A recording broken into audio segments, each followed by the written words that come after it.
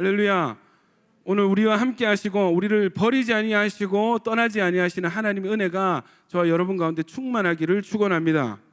여러분, 우리 하나님의 은혜는 어떠한 상황, 어떠한 우리의 상태라 할지라도 그분의 언약하신 백성들과 함께 하시고 절대 떠나지 않으시고 또 끝까지 동행하시는 은혜의 하나님이신 줄 믿습니다.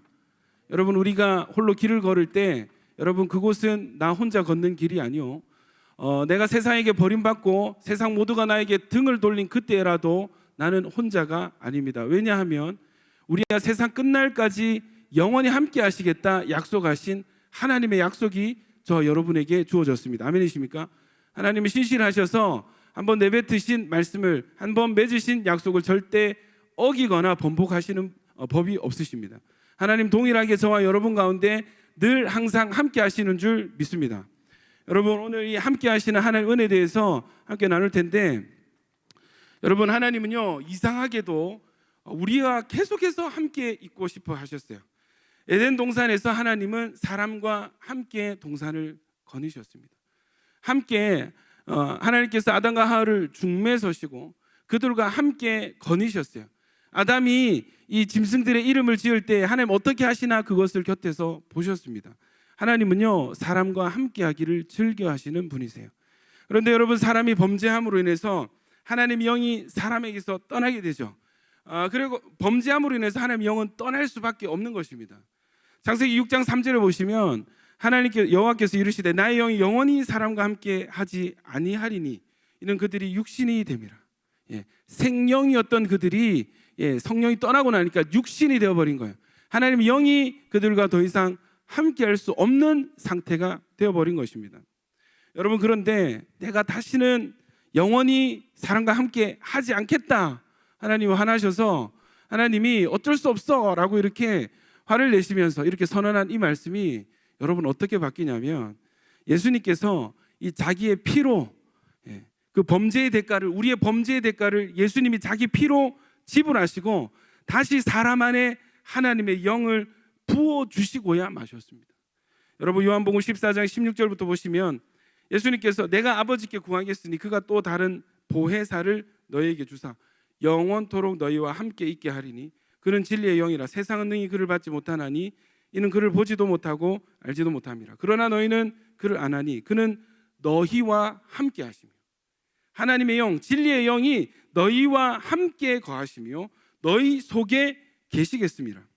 내가 너희를 고아와 같이 버려두지 아니하고 내가 너희를 고아처럼 버려두지 아니하고 너희에게로 오리라 약속하셨습니다. 할렐루야. 여러분, 얼마나 이 하나님이 사람과 다시 함께하기 원하셨는지 그 대가로 하나님은 자기 아들을 내어놓으셨고 예수님 십자가에서 온몸이 찢어지셨습니다. 모든 피를 다 흘리셨습니다. 무엇을 위해서요? 우리와 하나님이 다시 함께하게 하기 위해서. 여러분, 사람이요 얼마나 이 타락했는지 이 우상 숭배로 그 언약을 받고 하나님의 은혜로 진행했던 이스라엘이 다시 하나님께 등을 돌리고 우상 숭배의 길로 갔습니다. 이 타락한 이스라엘에게 주시는 하나님의 말씀이 너희 망할 거야. 너희 이 죄 때문에 망할 수밖에 없어. 포로 기간이 시작이 될 거야. 이 징계의 말씀이 선포되는 그 와중에 이 하나님은요 선지자를 통해서 소망의 말씀도 주시는데 그 소망의 말씀의 내용이 무엇인가? 너희와 함께하겠다. 너희와 함께하겠다. 백성을 버리지 않겠다. 여러분, 이사야서 7장 14절입니다. 우리 같이 한번 읽어보겠습니다. 시작.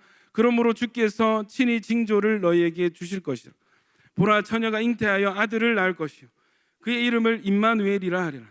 여러분, 이 나라가 망해가는 이 상황 가운데 하나님의 징계가 성큼성큼 다가오는 이때에 하나님께서 이사야 선지자를 통해서 주신 약속이 뭐냐면 임마누엘입니다.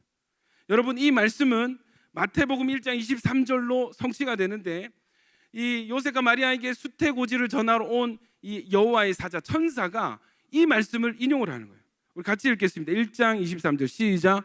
보라, 처녀가 잉태하여 아들을 낳을 것이요 그의 이름은 임마누엘이라 하리라 하셨으니 이를 번역한즉 하나님이 우리와 함께 계시다. 여러분, 우상 숭배는 무엇입니까? 이렇게 마주보고 사랑하던 사이가 눈을 돌리고 등을 돌리고 다른 대상과 사랑에 빠지는 그것이 우상숭배입니다. 이 우상숭배, 자기에게 등을 돌린 이스라엘을 향해서 여러분 하나님이 하시는 말씀이 뭐냐면 그래도 너와 함께 할 거야. 나는 너희와 함께 할 거야. 이 백성과 나는 함께 할 거야. 이 말씀의 성취로 예수님을 우리에게 보내주셨습니다. 여러분 하나님은 백성과 함께하기 원하시는 하나님이십니다. 우리는 틈만 나면 하나님을 잊고 살고 또 틈만 나면 하나님과 멀어지려고 합니다. 그런데 이상하게도 하나님은 그렇게 우리가 하나님을 밀어내고 요즘 애들 말로 우리가 하나님께 그렇게 철벽을 치고 철저하게 외면을 해도 이상하게 하나님은 우리에게 다가오시고 또 다가오시고 또 다가오시는 것입니다. 어느덧 우리 곁에 잠잠히 서셔서 우리 곁을 떠나지 않으시고 함께 묵묵히 우리와 걸어가시는 하나님의 은혜가 있더라는 것입니다. 이해할 수 없는, 도무지 이해할 수 없는, 굳이 우리와 내가 뭐라고 우리가 뭐라고 우리 곁에서 어떻게 해서든지 우리와 함께 있고 싶어서 애를 쓰시고 함께 있기 위해서 세상에 가장 귀하고 값진 대가를 서슴없이 지불하시는 하나님의 은혜. 여러분 이것은 우리를 향한 하나님의 사랑인 줄 믿습니다. 이해할 수 없는 하나님의 사랑.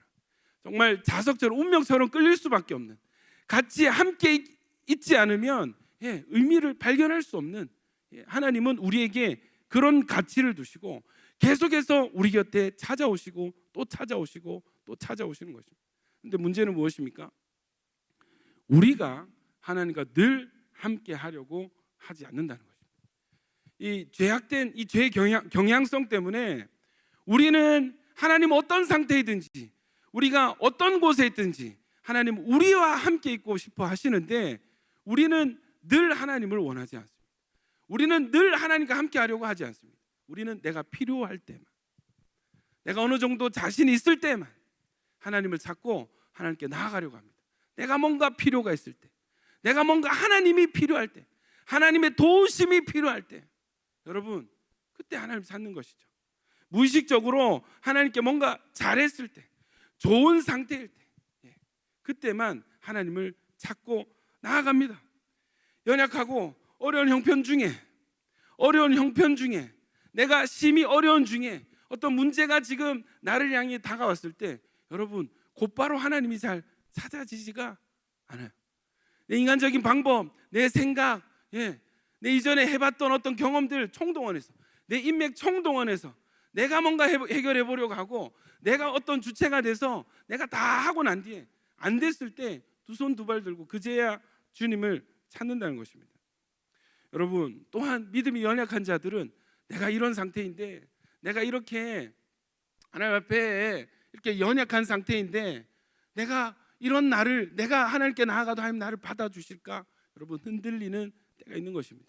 이런 연약함의 경향성은 여러분 우리가 불신자들을 전도할 때 도드라지게 나타납니다. 선생님 예수님 믿으세요. 예수님 믿으세요. 예수님 사랑하십니다. 교회 한번 와보세요 하면은 이 죄의식이 있으신 어떤 분들은 아이고 나는 교회 못 갑니다. 나는 죄인이라서 교회 같은 데 못 갑니다. 하나님은 나 같은 사람 안 좋아하십니다. 이렇게 종종 이야기하는 것들을 듣게 됩니다. 그때 여러분 우리는 이제 배운 대로 뭐라고 대답해요? 아유 선생님 목욕탕에 누가 갑니까? 때가 많은 사람이 목욕탕 가지 않습니까? 누가 의사가 필요합니까? 몸이 아픈 사람이 의사가 필요한 거 아닙니까? 오셔야 됩니다. 우리 그렇게 대답을 하곤 합니다. 여러분 불신자뿐만 아니라 여전히 죄인된 우리를 역시도 우리의 상황과 상태에 따라 하나님을 대하는 이 거리가 달라지더라는 것입니다. 여러분 오늘 이 말씀을 통해서 함께 나누는 말씀을 통해서 우리와 늘 함께 하시고 우리를 떠나지 않으시는 참 좋으신 하나님을 깨닫고 누리는 은혜 있기를 축복합니다. 여러분 우리와 함께 하시는 하나님의 은혜 첫 번째는 명백한 나의 실수와 잘못으로 인한 징계의 시간 중에도 하나님은 우리와 함께 하십니다. 여러분 이스라엘이 광야에서 40년 뺑뺑이 선고를 받습니다. 가데스 바네아에서 이스라엘 백성들이 뭐라고 불평했습니까? 하나님 우리를 여기로 다 데려와서 이 광야에서 우리를 다 죽이려고 데리고 나왔습니까? 차라리 이럴 거면 다시 이집트로 돌아가고 싶습니다. 민수기 14장 1절에 보시면 온 회중이 소리를 높여 부르짖으며 백성이 밤새도록 통곡을 하면서 하는 말이 뭐냐면 모세 아론을 원망하며 그들에게 이르되 우리가 애굽 땅에서 죽었거나 이 광야에서 죽었으면 좋았을 것을 어찌하여 여호와가 우리를 그 땅으로 인도하여 칼에 쓰러지게 하려 하는가? 우리 처자가 다 사로잡히리. 애굽으로 돌아가는 것이 낫지 아니하냐? 애굽으로 돌아가자. 여러분, 이런 말을 소리를 높여서 울부짖으면서 여호와와 모세 아론 앞에서 외치는 것입니다. 하나님께서 뭐라고 심판하세요? 민수기 14장 27절 보면 나를 원망하는 이 악한 회중에게 내가 어느 때까지 참으랴? 이스라엘 자손이 나를 향하여 원망하는 바 그 원망하는 말을 내가 들어노라. 그들에게 이르기를 여호와의 말씀에 내 삶을 두고 맹세하노니 내 귀에 들린 대로 너희가 나에게 선포한 대로 내가 너희에게 행하리니 너희 시체가 이 광야에 엎드러질 것이라. 너희 중에서 20세 이상으로 계수된 자 곧 나를 원망한 자 전부가 이 약속의 땅에 결단코 들어가지 못하리라. 그리고 34절 보면은 그 땅을 정탐한 날 수인 40일을 하루를 1년으로 쳐서 그 40년간 너희의 제약을 담당할지 너희는 그제서야 내가 싫어하면 어떻게 되는지를 알리라. 하나님 정말 단단히 화가 나셨습니다. 정말 단단히 화가 나셨습니다. 내가 진짜 화나면 어떤 일이 일어나는지 너희 보게 될 거야. 무엇입니까? 20세 이상 모조리 광야에서 죽어나가더라는 것입니다. 여러분 200만 명, 성인 남자만 60만 명이 넘었는데 이 인원이 40년간 이 땅에서 죽으려면요 하루에 60명에서 70명 가량이 매일 죽어나가야 돼요. 계산을 해보니까 여러분 이 고고학자들이 발견해내는 것은 그 광야의 루트 있지 않습니까? 그 광야의 루트에 어떤 그 것들이 발굴이 되냐면 집단 매장지들이 유대인이 고대 이 히브리인들의 매장 풍습과 같이 이 한 5, 60구 되는 시체를 한 군데 파묻어 놓은 그런 매장지가 여러분 그 광야 루트 곳곳에서 지금 발견이 되는 거예요. 계속 죽어나간 것입니다. 내가 싫어하면 어떻게 되는지를 알리라. 여러분 참 엄중한 하나님의 징계와 심판이 이스라엘 가운데 떨어졌습니다. 그런데 여러분 어떤 일이 일어나냐면 이 징계의 말씀대로 이 20세 이상 계수된 남자들이 계속 죽어나가는 것입니다. 그런데 한편으로 어떤 일이 있는가? 출애굽기 13장 21절 22절 보시면 여호와께서 그들 앞에서 가시며 낮에는 구름 기둥으로 그들을 인도하시고 밤에는 불 기둥을 그들에게 비추사 낮이나 밤이나 진행하게 하시니 낮에는 구름 기둥 밤에는 불 기둥이 백성 앞에서 떠나지 아니하니라. 여러분 이스라엘이 애굽을 출애굽해서 광야에 들어섰을 때 여러분 그들 앞에는 구름 기둥과 불 기둥이 있었습니다. 한낮에 사막의 뜨거운 태양볕을 구름 기둥이 가려주었고 영하로 떨어지는 밤에 이 차가운 날씨 속에서 이 불 기둥으로 모닥불을 태워서 그들을 따뜻하게 데펴 주었습니다. 여러분 하나님이 화가 나면요 싹 거둘 것 같아요. 누군가 잘못을 하고 누군가에 대해서 화가 나면은 그냥 조금도 잘해주고 싶은 마음이 안 들잖아요. 조금도 그냥 싹 그냥 모든 은혜와 모든 그냥 그런 것들을 차단하고 그냥 너는 너 나는 나 따로 살고 싶잖아요. 여러분 하나님 어떻게 하시냐면 이 처음 나왔을 때 그 구름 기둥과 불 기둥이 여전히 이스라엘 가운데 진행을 하고 이 이스라엘 한가운데 있는 성막이 그 임재가 이스라엘 가운데 여전히 떠나지 않고 그들과 함께 하시더라는 거죠. 여러분 출애굽기 40장 38절 뭐라고 하냐면 낮에는 여호와의 구름이 성막 위에 있고 밤에는 불이 그 구름 가운데 있음을 이스라엘 온 족속이 그 모든 행진하는 길에서 그들의 눈으로 보았더라. 여전히 하나님의 임재는 인도하시고 보호하시는 하나님의 은혜는 징계받는 이스라엘 가운데 여전히 함께 계시더라고요. 여러분 이 성막 배치도를 한번 보시면요 성막이 가운데 있고요 이 성막 주변에는 이스라엘 백성들이 접근할 수 없도록 레위 지파가 쭉 이렇게 둘러싸고 있습니다. 완충 역할을 하는 것입니다.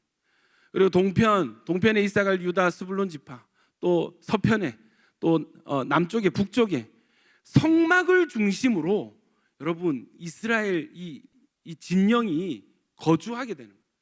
구름 기둥이 멈춰요. 그럼 여기에 자리 펴라, 머물다 간다 하면은 다들 텐트를 치는데 먼저 성막을 치고 자기 집을 꾸립니다. 중심이 뭐냐면 성막이에요.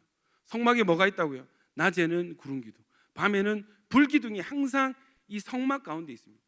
여러분, 동쪽에 있든지 서쪽에 있든지 남쪽에 있든지 북쪽에 있든지 그들이 고개만 돌리면 있는 것이 뭐냐면 성막이고, 성막 위에 있는 하나님의 구름 기둥과 불 기둥입니다. 무엇을 느끼셨을까? 한편으로는 사람들이 죽어나가고 있습니다. 옆집 아저씨 어제 죽었고, 앞집 아저씨 오늘 죽었고, 계속해서 사람들이 죽어나가는 가운데 고개만 돌리면 하나님의 임재가 그들 한가운데 있는, 고개만 돌리면 하나님의 보호하심이 그들 진영 한가운데 있는 거예요. 여러분, 구름 기둥이 움직이기 시작하면은 텐트를 걷어야 됩니다. 이동하자, 떠나자, 걷자, 사인입니다.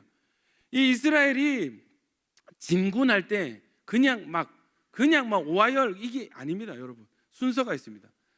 진군로 보여주시면 제일 앞에 하나님의 임재를 상징하는 법궤가 앞장서고, 그 뒤에 세 지파, 그리고 레위 지파, 게르손 자손과 무라리 자손이 회막을 가지고 하고, 또 루벤, 시몬, 갓 지파, 고핫 자손은 이 성물들을 가지고 가요. 그리고 그 뒤에 세 지파가 있고, 뒤에 단 지파, 아셀, 납달리 지파는 이 전쟁을 잘하고 싸움을 잘하는 지파예요. 그러니까 제일 뒤에서 적들이 후미를 공격하지 못하도록 보호하면서 따라가는 것입니다. 제일 앞에 선두에 누가 계세요? 하나님의 임재 법궤가 앞장서고, 하나님의 성물이, 성막의 조각조각들이 이스라엘 백성 군데 섞여서 그들과 함께 한 무리가 되어서 길을 가는 것입니다. 할렐루야. 여러분, 이 신비, 이 은혜, 하나님은 징계하시나 함께 하시는 하나님의 은혜가 저와 여러분에게 있는 줄 믿습니다. 하나님께 혼나고 터벅터벅 길을 걷는 그 가운데, 아이고 나는 이제 버림받았구나, 이제 나는 복이 없겠구나, 하나님 나를 뒤를 돌아보지 않으시겠구나 하는 그때 고개를 돌렸는데 누가 함께 걷고 있는, 우리 흔히 말해서 광야와 같은 인생길 하지 않습니까? 외롭고 힘들고 어려운 순간에 마치 하나님은 나를 버린 것 같고, 하나님 징계란 징계는 나 혼자 다 받는 것 같고, 힘들게 걷는 그 인생길 한가운데 고개를 돌리면 누가 있는데 거기에 우리 주님이 우리와 함께 걷고 계시는 것입니다. 여러분, 이스라엘 백성과 함께 하시는 하나님의 은혜가 오늘 저와 여러분 가운데 함께 있는 줄 믿습니다.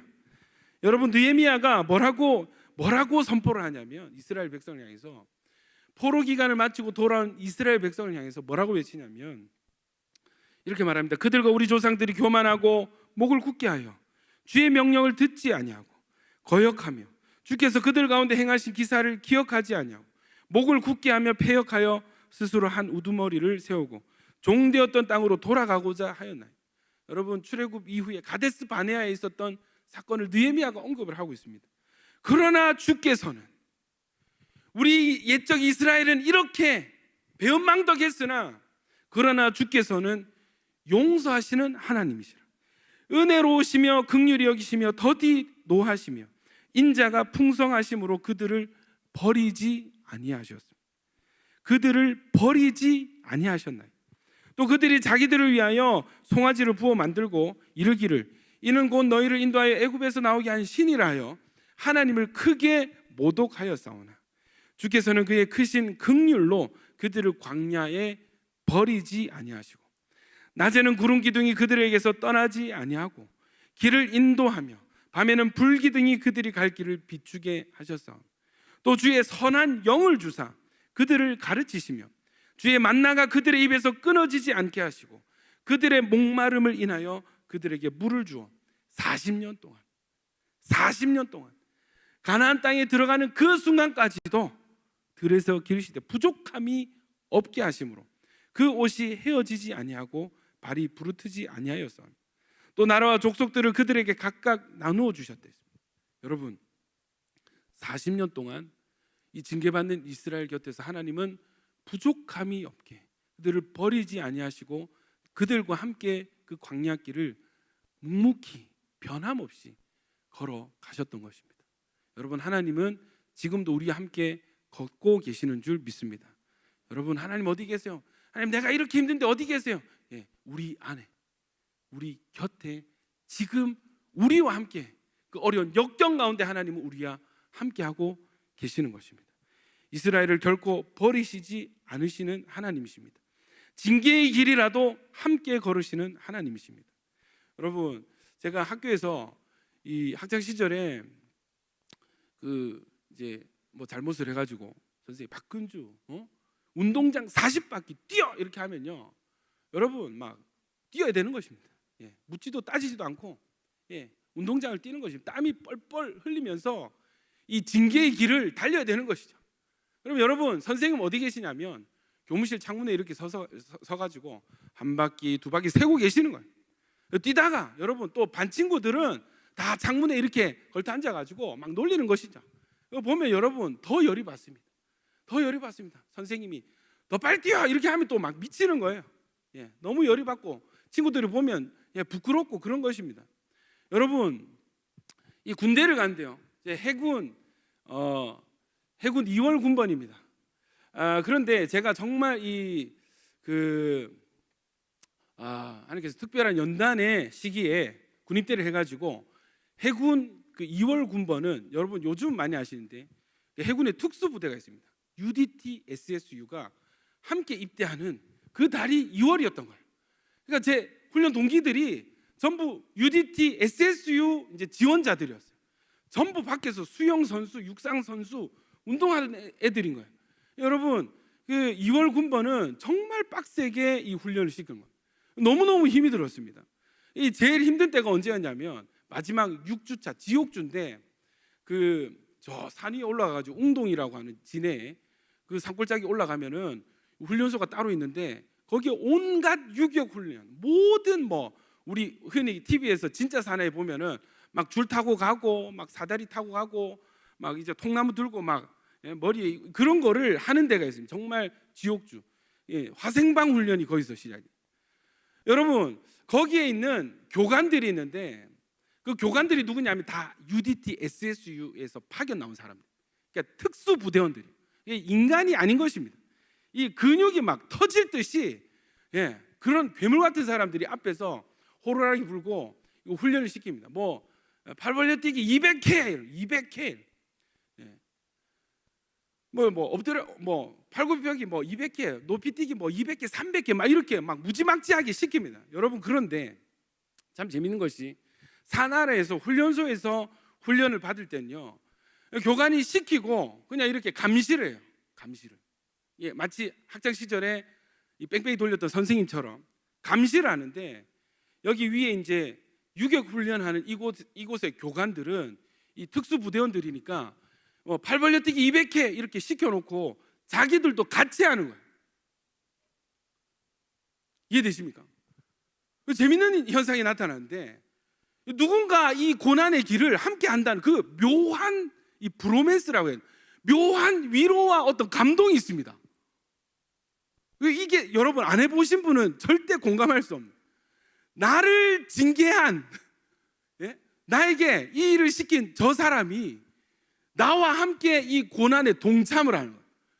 그러니까 여러분, 이 훈련받는 훈련생들이 산 아래에 있을 때는 어떻게 해서든지 요령을 피고 막 이렇게 하던 친구들이 유교 훈련 받을 때는 앞에 교관이 앞장서서 막 같이 해주니까 여러분, 이건 남자 자존심도 있고, 남자 자존심, 내가 질 수 없다 막 이런 하여튼 쓸데없는 자존심도 올라오고, 또 같이 해주니까 이게 나만 지금 손해 받고 있어, 나만 지금 나만 지금 힘든 상황, 그게 힘들어, 이런 피해 의식이 아니라 같이 나도 해봐야지, 나도 해야지, 나도 더 잘해야지.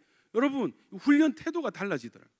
여러분, 힘든 상황 가운데 누가 그 고난에 동참해주고 공감해줄 때 여러분, 우리가 얻는 묘한 감동과 위로가 있습니다. 저희 아버지가요 35살에 고신 장로가 되셨어요. 그 뒤에 법이 바뀌어가지고 이제는 35살은 이제 안 되는 거죠. 타이가 있습니다. 기록이 있는데 여러분, 지금 65세세요. 그러니까 거의 한 30년간을 고신 장로로 지냈습니다. 저에게 하시는 말씀이에요. 저를 볼 때마다, 근주야, 결혼식은 바빠서 못 가도 돼. 그런데 사람이 입원하고 다치고 아플 때는 반드시 누가 상을 당했을 때는 반드시 찾아가서 신방하고 위로해 줘야 돼요. 그 말씀을 하세요. 여러분, 사람이 힘들 때요, 이 고난과 징계의 순간에요, 누군가 나와 함께 해준다는 이것, 누군가 나의 아픔을 이해하고 공감해주고 누군가 나의 곁에 있어주는 것만으로도 여러분 사람이 힘이 나더라니까요. 힘이 나더라니까요. 여러분, 이스라엘의 이 광야길 가운데 하나님이 이스라엘과 함께 하셨습니다. 너희 나한테 잘못했어. 너희 나한테 너무 잘못했어. 나 너희 때문에 너무 화가 나고 너무 마음이 상했어. 나 너희 다시 안 볼래. 징계 40년. 40년이 끝나면 너희 하는 거 봐서 내가 다시 인사해 주든지 다시 친한 척 해주든지 일단 40년 뺑뺑이 어떻게 하나 보자. 잘하는지 어떻게 하는지 진짜 반성하는지 안 하는지 한번 보자. 그게 아니라 주님은 그 길을 함께 걸으시는 한 손으로 횟줄을 드시지만 또 한 손으로는 사막의 뜨거운 떼약볕을 가려주시는, 한 손으로 훈계하시지만 한 손으로는 이 사막의 영하에 이 한 밤의 날씨 가운데 모닥불을 지피시는 분이 우리 하나님이신 거죠. 여러분, 이 은혜가 여러분 지금 이 순간 있는 줄 믿습니다. 여러분, 시편 23편에 이 시편 23편은 양과 선한 목자의 관계를, 우리와 주님과의 관계를 너무 잘 드러낸 구절이죠. 전 세계인이 사랑하는 말씀 1위 항상 이 말씀이 뽑힙니다. 여러분, 시편 23편 4절, 특별히 이 4절에 다른 거는 다 사랑하는 사람에게 푸른 초장과 실만한 물가로 인도하는 것은 당연한 거예요. 내가 사랑하는 양들에게 좋은 곳으로 데려가고 좋은 곳을 먹이는 것은 너무나 당연한 것입니다. 그런데 이해가 안 되는 구절, 고개를 갸우뚱할 만한 구절이 있는데 그게 4절이에요. 우리 같이 한번 읽어보실까요? 시작. 내가 사망의 음침한 골짜기로 다닐지라 해를 두려워하지 않을 것은 주께서 나와 함께 하심이라. 주의 지팡이와 막대기가 나를 안위하시라. 푸른 조장으로 실만한 물가로 다녔던 그 양과 목자가 모르겠습니다. 어떤 상황이 있었는지, 무슨 일이 있었는지 모르겠는데 지금 이들이 있는 곳은 푸른 초장과 실만한 물가가 아니에요. 어디에 있다고요? 사망의 음침한 골짜기. 음침한 골짜기인데 그냥 음침한 골짜기가 아니에요. 여러분, 우리 골목길을 가다 보면은, 저도 목영해돋이 이제 집에 갈 때 여러분 그 타입인 뒷골목을 걸어가거든요. 굉장히 어둡습니다. 오싹오싹할 때가 있는데 그런 정도가 아니에요. 여기는 사망의 음침한 골짜기. 이 길을 걷다가 까딱하면 죽을 수 있는 위험천만한 음침한 골짜기를 다닐지라도, 모르겠습니다. 여러분, 양이 왜 지금 이 길로, 이 루트로 지금 진입을 했는지 모르겠어요. 아마 그 양은 시력이 좋지 않고 고집이 매우 센 거예요. 그냥 눈앞에 있는 먹이만 쫓다가 지금 당장 좋은 것들만 취하다가 어느 순간 이 목자의 경로에서 이탈해서 혼자 이 사망의 음침한 골짜기로 양이 들어갔을 수도 있고, 어떤 큰 목자의 뜻 안에서 함께 이 골짜기로 들어온 것이 허용이 되었을 수도 있습니다. 이유를 알 수 없지만 명확한 것은 지금 양은 사망의 음침한 골짜기 한가운데를 지나가고 있습니다. 이 양이 하는 말이, 나는 두렵지 않아요. 이 길은 너무 위험하고 너무 어둡고 음침하지만 나는 두렵지 않아요. 왜? 죽을 수도 있는데 왜? 주께서 나와 함께하고 계세요. 내 실수로든 어떤 이유에서든 나는 지금 사망의 음침한 골짜기를 지나가는데 이 음침한 골짜기에 나만 있는 게 아니에요. 내 주인이, 나의 선한 목자가 지금 내 곁에서 나와 함께하고 계세요. 주의 지팡이와 막대기가 나를 지키고 보호해주고 계세요. 할렐루야. 여러분, 함께 하시고 떠나지 않으시는, 여전히 지키시고 보호하시는 하나님의 은혜를 누리는 저와 여러분이 되시기를 축원합니다. 여러분, 두 번째 우리 함께 하시는 하나님의 은혜는요, 불 가운데 우리의 신앙이 연단받을 때 하나님은 우리와 함께 하십니다. 다니엘서에 보면은 여호와 신앙을 지키다가 이 풀무불에 던져지는 다니엘의 세 친구의 이야기가 나옵니다. 이 목숨을 잃을 위기 앞에 뜨거운 풀무불, 평소보다 7배나 온도를 높인 그 풀무불 앞에 그냥 타는 거겠어요. 온몸이 녹아 없어질 그 위험천만한 그 상황 가운데 그들의 신앙 고백이 무엇입니까? 다니엘서 3장 17절 18절입니다. 왕이여, 우리 같이 한번 읽어볼까요? 시작. 왕이여, 우리가 섬기는 하나님이 계시다면 우리를 맹렬히 타는 풀무불 가운데서 능히 건져내시겠고 왕의 손에서도 건져내시리이다. 그렇게 하지 아니하실지라도 왕이여, 우리가 왕의 신들 섬기지도 아니하고 왕이 세우신 금신상에게 절하지도 아니할 줄을 아옵소서. 던져 넣었습니다. 그래? 던져 넣어. 던져 넣었습니다. 여러분, 어떤 일이 일어났습니까? 19절부터입니다. 제가 읽어드리겠습니다. 말씀 그대로 제가 읽어드리겠습니다. 느부갓네살이 분이 가득하여 사드락과 메삭과 아벳느고를 향하여 얼굴빛을 바꾸고 명령하여 이르되 그 풀무불을 뜨겁게 하기를 평소보다 7배나 뜨겁게 하라 하고 군대 중 용사 몇 사람에게 명령하여 사드락과 메삭과 아벳느고를 결박하여 극렬히 타는 풀무불 가운데 던지니라 하니라. 그러자 그 사람들의 겉옷과 속옷과 모자와 다른 옷을 입은 채 결박하여 맹렬히 타는 풀무불 가운데 던졌더라. 왕의 명령이 엄하고 풀무불이 심히 뜨거움으로 불꽃이 사드락과 메삭과 아벳느고를 붙든 사람을 태워 죽였고, 얼마나 이 불길이 강했는지 이들을 끌고 업고 가는 이 사람들이 타서 죽는 거예요. 이 세 사람 사드락과 메삭과 아벳느고는 결박된 채 맹렬히 타는 풀무불 가운데 떨어졌더라. 여러분, 그 뒤에 이야기를 아시죠? 제가 읽어드리겠습니다. 그때 느부갓네살 왕이 놀라 급히 일어났어요. 정신을 차린 것입니다. 모사들에게 물어 이르되 우리가 결박하여 불 가운데 던진 자는 세 사람이 아니었느냐 하니 그들이 왕에게 대답하여 이르되 왕이 올소이다 하더라. 왕이 또 말하여 이르되 내가 보니 결박되지 아니한 네 사람이. 여러분, 처음에 이 다니엘과 세 친구를 어떻게 했다고요? 모자를 쓰고 옷을 입은 그대로 결박을 해서 던져 넣었는데 불에 던져 놓고 보니까 결박되지 않은 네 사람이 불 가운데로 다니는 거예요. 불 가운데 세 명이 묶인 채로 던져졌는데 이 결박된 끝만 다 타고 없어지고 사람은 멀쩡하게 불 가운데서 셀 모임하는 것입니다. 네 명이서 한 명이 추가가 됐어요. 놀랍지 않습니까? 그러니까 뭐라고 하냐면 그 넷째 모양은 신들의 아들과 같도다. 신들의 아들과 같도다. 하나님의 아들과 같은 모습을 한 사람 형체가 저들과 함께 불 가운데서 서로 다니는 거예요. 유유히 뜻하네. 네. 여러분, 느부갓네살 26절입니다. 느부갓네살이 맹렬히 타는 풀무불 아기 가까이 가서 불러 이르되, 여러분, 이 왕이 직접 이 풀무불 가운데 가서 외치는 것입니다. 지극히 높으신 하나님의 종 사드락 메삭 아벳느고야, 나와서 이리로 오라 하며 사드락과 메삭과 아벳느고가 불 가운데서 어떻게 걸어서 불 가운데를 걸어서 나온 것입니다.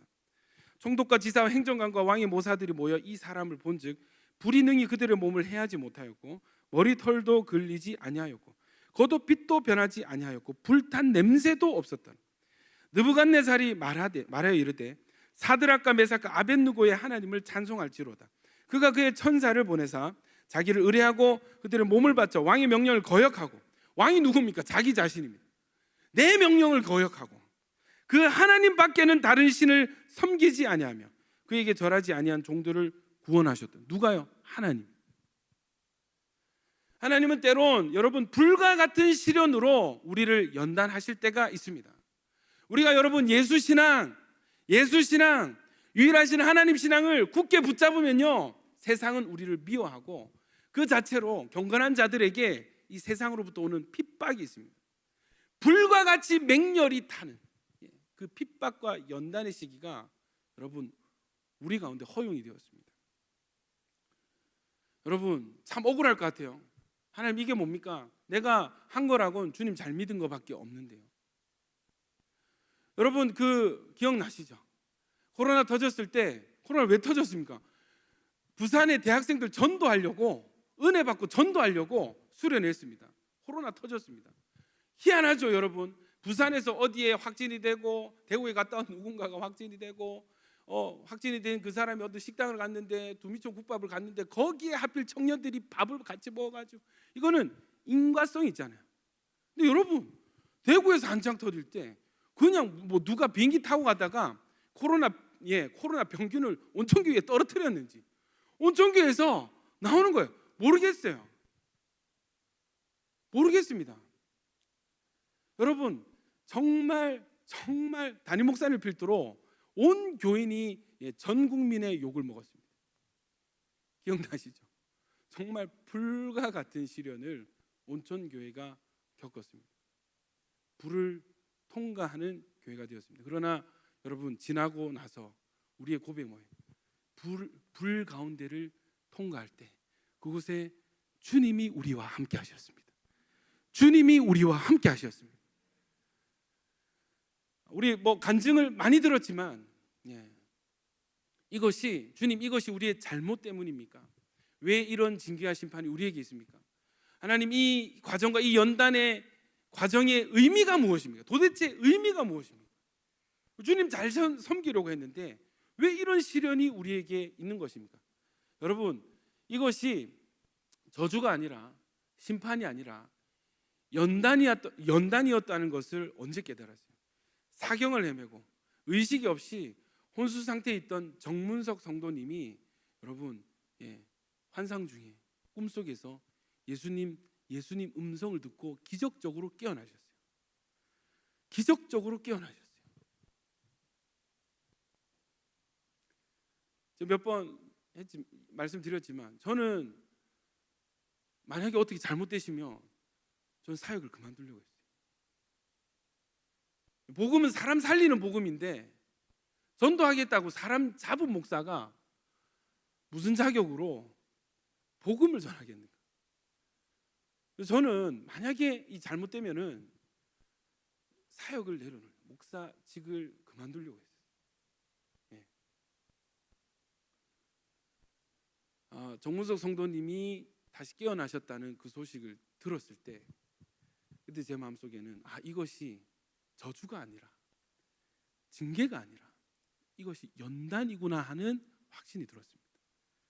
온 성도가 9시마다 눈물로 기도를 했었고 여러분 지나고 나서는 온천교회는 더 기도하게 되었고 우리는 더 믿음의 간증을 가지게 되었고 우리의 믿음은 더 성장하게 된 줄로 믿습니다. 여러분 교회가 불 가운데를 통과할 때 하나님은 온천교회와 함께 하셨어요. 다니엘의 세 친구가 불 가운데 있을 때 그들과 불 밖에서 야 얘들아 미안한데 거기 너무 뜨거워서 도저히 못 들어가겠어. 지켜줄 테니까 나오면 보자. 이 아니고 이 세 친구가 불 가운데 던져졌을 때 예수님은 그 불 가운데 그들과 함께 하셨습니다. 연단 과정 가운데 불 속을 통과할 때 주님이 우리와 함께 하시는 줄로 믿습니다. 또 2년이 지나서 딱 그 시기에 또 2월이 되었을 때 코로나가 또 전국을 휩쓸고 또 온천교회도 많은 확진자가 나오고 있는 이때 여러분 마찬가지입니다. 주님은 여전히 우리와 함께 하시는 줄 믿습니다. 마지막 세 번째 우리와 함께 하시는 하나님의 은혜는 마귀의 공격으로 흔들리고 요동치고 두려워하는 마음 가운데 하나님은 우리와 함께 하십니다. 여러분 마가복음 4장에 보면은 예수님과 함께 이 갈릴리 호수 위에 한 배 위에 함께 있을 때 말씀을 이렇게 얘기합니다. 그날 저물 때 제자들에게 이르시되 우리가 저편으로 건너가자 하시니 그들이 무리를 떠나 예수를 배에 계신 그대로 모시고 가매 다른 배들도 함께 하더니 큰 광풍이 일어나 물결이 배에 부딪혀 들어와 배에 가득하게 되었더라.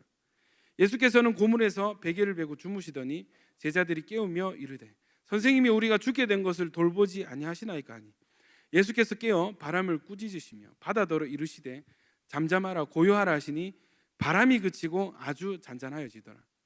여러분 이 자연 만물을 이 예수님이 하필 배를 타고 제자들과 함께 이 강을 호수를 건널 때에 하필 바람이 불어서 풍랑이 일어서 배에 물이 가득 차게 했습니다.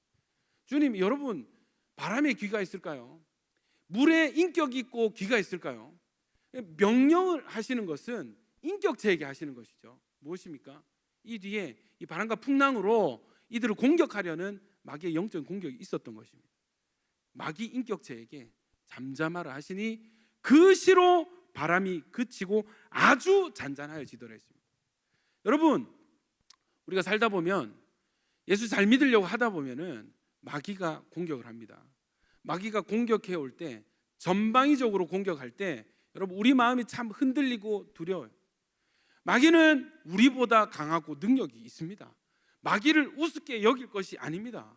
마귀는 사람을 다치게도 하고 병들게도 하고 쉽게 상처받게도 하고 관계를 깨뜨리기도 합니다. 마귀는 능력이 있어요. 우리는 연약합니다. 마귀가 우리를 공격할 때 너무너무 두려운 마음이 올라오는 것입니다. 상황이 잠잠했던 잔잔한 호수와 같던 나의 상황이 어느 순간 바람이 불고 요동치기 시작하는 것입니다. 영적인 흔들림, 영적인 진동 시기가 있습니다. 여러분, 이 바람이 불면요, 그렇게 신앙 좋아 보이는 사람도 흔들리기 마련입니다. 그렇게 잘 이겨낼 것 같은 나의 신앙이 여지없이 두려움으로 요동치는 것을 볼 수 있습니다. 걱정, 근심, 불안, 염려가 내 삶에 가득 차게 됩니다. 밤에 잠이 오질 않죠. 밥을 먹어도 맛이 나질 않는 것입니다. 바람이 불고 있습니다. 공격이 시작되었습니다. 그러나 여러분, 우리에게 소망이 있는 것은 우리의 영적으로 공격받는 그때 그 배 안에, 우리의 인생이라는 이 배 안에 주님이 우리와 함께 하십니다. 주님이 대신 싸워 이겨주시는 것입니다. 아멘이십니까? 여러분, 예수님은 이 승리를 주시기 위해서 예수님께서 먼저 시험 받으시고 먼저 승리하신 줄로 믿습니다. 아이고, 야, 나는 하나님 아들이라서 이 마귀가 나를 건들지 못해. 그래, 너희 시험 받지, 내가 도와줘. 이게 아니라 주님도 동일하게 시험 받으셨습니다. 동일하게 육체의 옷을 입고 시험을 이겨내셨습니다. 아멘이십니까? 시험을 먼저 이기신 주님께서 우리와 함께 하셔서 우리가 승리할 수 있게 하여 주시는 분이 우리 하나님의 은혜인 줄로 믿습니다. 여러분, 요한복음 20장 19절 20절 보면은 제가 읽겠습니다. 이날 곧 안식 후 첫날 저녁 때 제자들이 유대인들을 두려워하여 모인 곳에 문들을 닫았더니 예수께서 오사 가운데 서서 이르시되 너희에게 평강이 있을지어다. 이 말씀을 하시고 손과 옆구리를 보이시니 제자들이 주를 보고 기뻐하더라. 여러분, 예수님 돌아가시고 이 상황이 너무 안 좋게 돌아가는 거예요. 로마 병사들이 제자들을 잡으려고 돌아다닙니다. 무서워서 한 집에 모여서 문을 꽁꽁 걸어 잠그고 조용히 숨을 죽이고 두려운 가운데 있는 것입니다. 그런데 주님이 어디에 나타나세요? 밖에서 똑똑 예수야 부활했어, 문 좀 열어줄래? 이게 아니라 주님은 이 두려움이 가득 찬 이 방 한가운데, 두려움으로 오들오들 떨고 있는 제자들 한가운데 서서 평안하라 선포하시는 것입니다. 마치 풍랑이는 호수 한가운데서 잠잠하라 하셨던 그것처럼 두려움으로 오들오들 떠는 제자들 한가운데 나타나서 평안하라 말씀하시는 것입니다. 이 예수님이 저와 여러분과 지금도 함께 계시는 줄 믿습니다. 여러분, 예수님 우리와 함께 하시고 우리에게 돌아오시고 우리를 떠나지 아니하시는 하나님이십니다. 여러분, 이 함께 하시는 그리고 동행하시는 버리지 아니하시는 하나님의 은혜를 믿는 사람은요, 여러분 어떤 상황 중에서라도 우리 함께 하시는 주님을 믿고 신뢰하고 바라볼 줄 알아야 되는 것입니다. 상황으로부터, 내 상태로부터, 주변에 어떤 일들이 벌어지는지 온갖 외부적인 것들에게서 시선을 떼서 내 옆에서, 내 안에서 나와 함께 계시는 주님을 바라보는 믿음이 있기를 축원합니다. 두 번째, 여러분 하나님만 난 너희가 좋아, 너희와 함께 할 거야. 하나님이 우리를 짝사랑하실 때 하나님의 짝사랑으로 끝나는 것이 아니라 나도 주님 사랑합니다. 저도 주님 제 곁에 계시는 거 저도 너무 좋아요. 주님 곁에 저도 머물고 싶어요. 여러분, 짝사랑이 아니라 서로 사랑이 되어야 될 줄로 믿습니다. 주님 곁에 머물고 주님과 동행하는 법이 훈련되고 연습되어지는 여러분 되시길 축원합니다. 마지막입니다. 여러분, 이 함께 하시는 주님의 은혜를 믿는 사람은요, 여러분 이 은혜를 우리도 전해야 되는 것입니다. 지금 여러분, 세상 많은 사람들이 함께 하시는 하나님의 은혜가 없어서 자기 힘으로만 인생을 고단하게 광야길을 걸어 나가는 사람들이 있습니다. 여러분, 그들에게 필요한 것이 무엇이겠습니까? 그들에게 필요한 것이 무엇이겠습니까? 나는 인생이 이렇습니다. 나는 인생이 이렇습니다. 나는 홀로 너무 인생이, 제 인생은 왜 이렇죠? 우리 가정은 왜 이렇죠? 그들 가운데 그들이 필요한 것은 하나님이 당신과 함께 하십니다. 하나님이 당신을 지키시고 보호하시고 하나님이 당신을 도와주십니다. 함께 하시고 동행하시고 버리지 아니하시는 하나님의 은혜를 여러분, 누가 전달할 수 있겠습니까? 누가 그들에게 이 하나님의 은혜로운 속성을 누가 말해주고 전달할 수 있겠습니까? 먼저 이 은혜를 경험하는 저와 여러분이 되어야 될 줄로 믿습니다. 여러분, 먼저 우리가 누려야 되는 것입니다. 어떤 상황 중에라도, 어떤 순간에라도 여전히 나와 함께 하시는, 나를 결코 버리지 아니하시는, 홀로 광야길 걸어갈 때 같이 걸어가시는 그 하나님의 은혜를 우리도 누리고, 여러분, 상황이 아니라 무엇을 봐야 되겠습니까? 우리 앞에 계신, 여전히 눈앞에 계신 구름기둥, 불기둥, 우리 가운데 있는 성막에 여러분 그 하나님의 임재를 바라봐야 되는 것입니다. 징계받았으나, 연단받고 있으나 이것이 끝이 아닙니다. 우리는 버림받은 것이 아닙니다. 하나님이 우리와 여전히 함께하고 계십니다. 우리 인생 지금 힘들지만 여전히 우리에게는 소망이 있습니다. 왜요? 하나님이 우리를 버리지 아니하시고 여전히 함께 하시니까. 할렐루야. 여러분 이 은혜를 지금 누려야 될 줄로 믿습니다. 세상은 계속해서 여러분을 미워하게 될 것입니다. 상황은 갈수록 나빠지게 될 것입니다. 문제는 더 많이 일어나게 될 것입니다. 성경이 맞다. 많은 사람들이 실제로 시험 들어서 주의 믿음을 떠나게 될 것이라고 이미 예고되어 있습니다. 여러분, 우리의 믿음이 어떠해야 되겠습니까? 그러함에도 불구하고 다진 것 같고 완전히 절멸될 것 같은 상황이라도 아직 소망이 있습니다. 왜요? 하나님이 우리와 함께 하시고 하나님이 우리를 버리지 아니하셨기 때문에. 할렐루야. 여러분, 하나님이 여러분을 절대 버리지 아니하십니다. 하나님 여러분 끝까지 함께 하십니다. 여러분, 이 하나님을 우리가 이제 볼 줄 알아야 되고, 이제 우리도 주님을 사랑하고 주님과 동행할 줄 알아야 되는 것입니다. 더 이상 예수 믿는다 하면서 나 홀로 사는 것이 아니라, 내 힘으로 하는 것이 아니라 나와 동행하시는 하나님과 동행하여서, 하나님 이것 좀 도와주세요, 하나님 이때는 어떻게 할까요? 물어보고 순종하여서 동행하는 여러분 되시기를 예수님 이름으로 축원합니다.